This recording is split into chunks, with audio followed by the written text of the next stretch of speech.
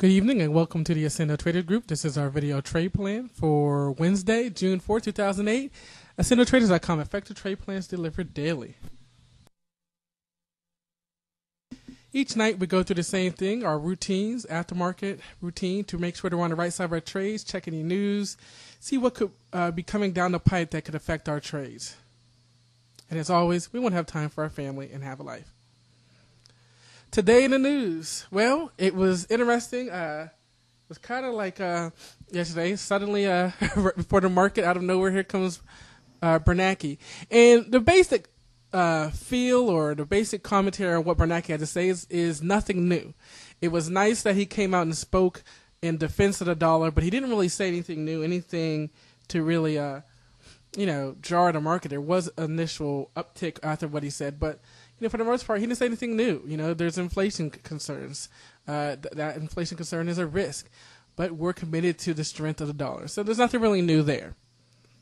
But then GM decided that they're going to close some truck and SUV plants. The high gas prices, and the American consumer has changed their buying practices, and so that certainly was sent the market down a little bit. And then Lehman denied rumors that they're in financial troubles again and that they had to borrow money. They said they may raise capital, may not. Either way, but again, what sector is that? That's our financial sector with the brokers. So obviously that led actually to a little bounce because they were saying that they're solvent. The April, who cares? The auto sales, that kind of goes with what GM said. This is the first year that the Asian market dealers just about caught the U.S. market with regards to auto sales. 9 out of 10 sectors, again, finished in the negative territory, and then there's our mood for today. Toll Brothers beat estimates. They lost more money than expected. So, depends how you look at it. We had Walmart upgraded. The Target ABX Gold which is interesting because ABX was downgraded yesterday. Some target raised on MT, MasterCard. CME had their target lowered, although they're well below their target. Tomorrow we have ADP employment, some other economic news, some more retail data coming out this week. No real big thing coming out on the earnings front, and there are our split plays. So we'll see what the crude does, and if this retail data comes out tomorrow, that might have some impact.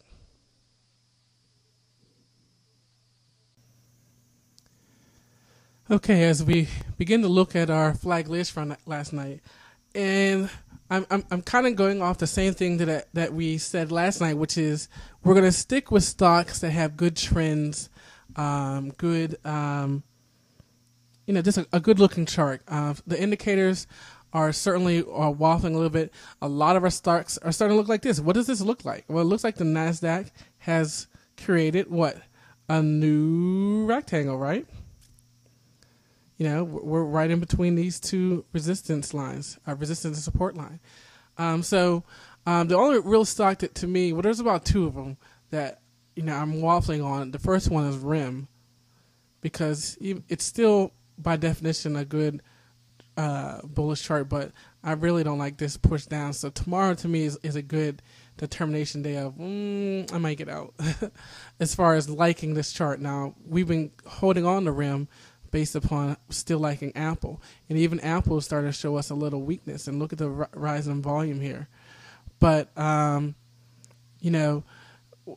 I went through the list, nothing really changed as far as the charts, the trend of the charts. There is some weakness that concerns me. But let's go back to our sectors. And so again, here we got the NASDAQ showing a little weakness. Second day in a row, the NASDAQ's been leading us, and then now it's starting to slow down a little bit.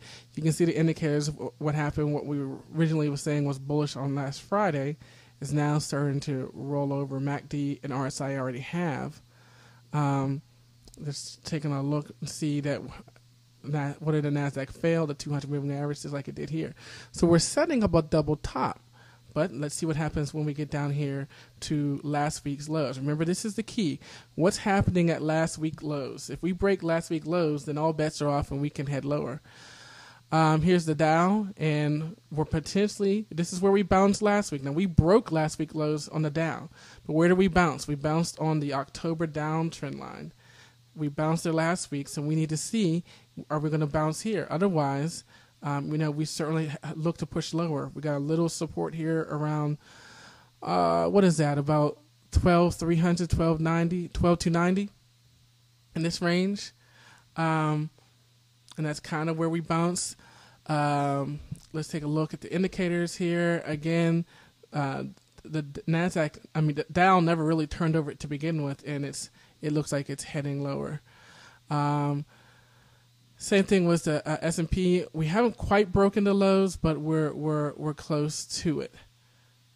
So, what we're looking at here are the NASDAQ consolidating, the Dow consolidating and has broken lower, and now the S&P 500 consolidated broken lower, but it's holding on. You can see it's holding on to this 1370-ish, 74-ish range. What I want to show you is ACI. Remember, we finally got a breakout, and that continued. But we have a lot of stocks, especially on the upper end side, that made these dojis that are concerning me here. So, again, what did we talk about last night? We don't want to be the person, who bought at this level. I don't want to be this person up there. I want to see the volume continue. So let's keep looking at the trends. Look for confirmation. If if you heard this news this morning, could have been a little reserved. Let's check the news. If the market is up, let's go up. If the market's down, let's look at our down trades. Okay, now we're ready for the education portion of our video. We're using the book Trading in the Zone by Mark Douglas, and we're in the second chapter, The Law of Trading, and talking about the failure to take responsibility. And yesterday we're talking about that if you want to be consistent, you have to start from the premise that no matter what the outcome, you are completely responsible, and that he was going on to talk about these poorly planned trades, and that some trades are not traded at all or not planned at all, and that obviously if you don't plan out to trade, there's no way for you to figure out which ones were going to be consistent, which ones are going to be bad, which ones are going to be good. He goes on to say that the randomness is unstructured freedom without responsibility. When we trade without well-defined plans and without an unlimited set of variables, it's easy for us to take credit for the trades that we like, and at the same time, we can refuse to be responsible for the ones that we don't. And we all said that, oh, well, I didn't know there was going to be news today. Oh, I didn't know there was going to be earnings today. I didn't know an analyst was going to downgrade my stock today. I didn't know this and that. And, and take today, for example, I'll be honest with you, I didn't check the news about Bernanke speaking today. I'm not sure if that was scheduled or not. Who knew GM was going to close some plants today? But and it happens to the good side too. Now, as far as capital management, if you don't put a stop on all your trades, when these unpredictable variables happen, you cut your losses at a quick level based upon what your risk level is, based upon what you define as I'm willing to risk this. And therefore, even though your trade may be a loss, it's a small loss. It's a defined loss. It's a calculated loss versus, oh my goodness, I wasn't watching, I didn't have a stop, and when I got a chance to look at it at lunchtime or whatever time, the stock was down $5. Again, this is about structured, discipline, consistency. This is about removing your emotions. This is about taking responsibility for the success of your trading. The market provides behavior patterns that present themselves over and over again. Now, obviously, we see rising threes and head and shoulders and, our template buys with our three musketeers, three amigos. And, but it's not a 100% guarantee.